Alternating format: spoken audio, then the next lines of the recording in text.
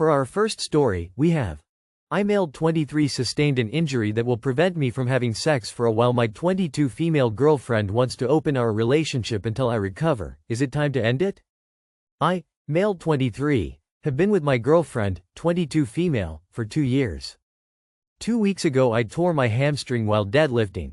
The pain is severe and I have to use crutches to walk, and even with the crutches it is still painful. According to the doctor, the injury requires at least 4 months to heal. My girlfriend took care of me since I got injured. Before the injury we had an active sex life. That has to be postponed because the pain and the medications killed my sex drive, and even if I had a sex drive it would still be difficult and painful. I thought my girlfriend would be patient and understanding, but she wasn't. A few days ago she came up to me and told me how frustrating it is to abstain for that long and it is unfair to keep her waiting, that her libido is high and sex is a need for her. She then asked for a one-sided open relationship until I recover. Her justification is that it is only physical and she won't form any emotional bond with anybody. I was devastated when I heard that, just when I thought the pain couldn't get any worse. My partner of 2 years is watching me experience excruciating pain, and instead of easing my pain she is adding to it. I rejected her idea and she was visibly frustrated. She tried to convince me again yesterday, but I shut her down again. I don't know what to do. I feel betrayed and I don't know if I should end the relationship. That's the end of our first post. Let's see what the commenters had to say. Our first commenter says, as a woman in a long-term relationship who also has a somewhat high sex drive, this is ridiculous. She skipped like 10 steps. There are sex toys and so many other ways to get off that don't include other men. Even considering this is insane. I love my BF to bits and have a vibrator for a reason. Please break up. Our second commenter says, high sex drive here. If my partner was in traction 4 months wouldn't be a big deal at all. Also, eventually we would get creative, but I certainly wouldn't just say, hey, I'm going to fuck other dudes until you heal. That's real wild. Our third commenter says, well, if you stay with her then you better hope you never get sick, or get depressed, or ever experience anything bad in life, or she'll immediately start looking to get laid elsewhere. So yeah, you break up with someone who's this selfish. For our second story, we have update. How do I, 31 female, handle my awful SIL, 33 female, at my boyfriend's, 30 male, family Christmas? Original post. Link. Thank you to everyone who commented. This is a rather anticlimactic update. Christmas was actually lovely. Kelly behaved for the most part, though of course made a few left-field comments. Using mother-in-law and father-in-law for simplicity, but my boyfriend and I are not married. Here are some examples. Mother-in-law opened a gift. It was a turkey baster. Kelly exclaims, whoa, father-in-law. Trying to get her pregnant again. Mother-in-law and father-in-law are in their 70s. Awkward pause. Turns to me and James and goes, actually, I'm surprised it's not you. And on recommendations from Reddit I laughingly responded, what an uncomfortable thing to say.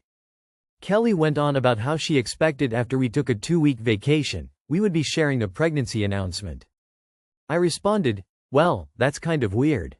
I got James a gag gift that says some sexual innuendo on the butt of a pair of pants.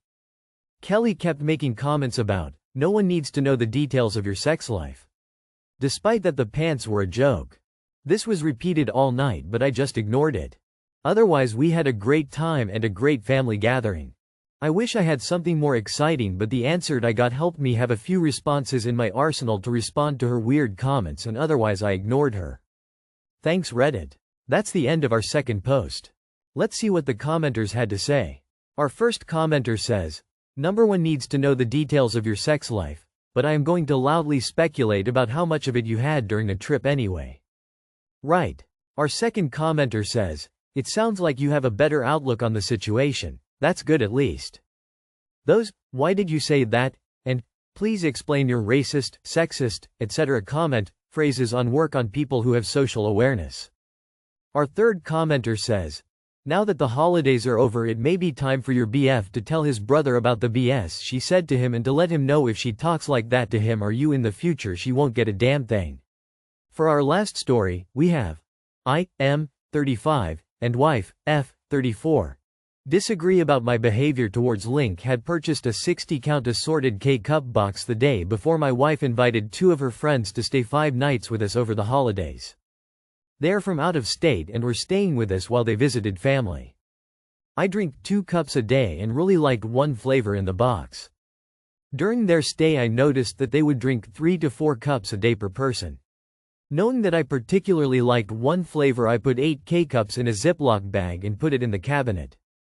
I was never upset that they were drinking the coffee, I just wanted to keep some of that flavor for when I made my coffee. My wife said that this is only child behavior and just strange. Is it strange that I kept some K-cups for myself? That's the end of our last post. Let's see what the commenters had to say. Our first commenter says, I don't get why anyone would have a problem with this. You bought a bunch of them, they started using a lot, so you put a few of your favorites aside. Why is that a big deal? Neither I nor my husband would think twice about it if one of us did that. To me it seems unhinged to make a fuss over something this small. Our second commenter says, no problem here, you left plenty of coffee for all. Your wife is weird. Our third commenter says, bro, you should have hid it so no one could find it. My older sister confessed to me that she kept her favorite cookies hidden separately so her kids wouldn't find them. Of course they eventually did. That's all for today.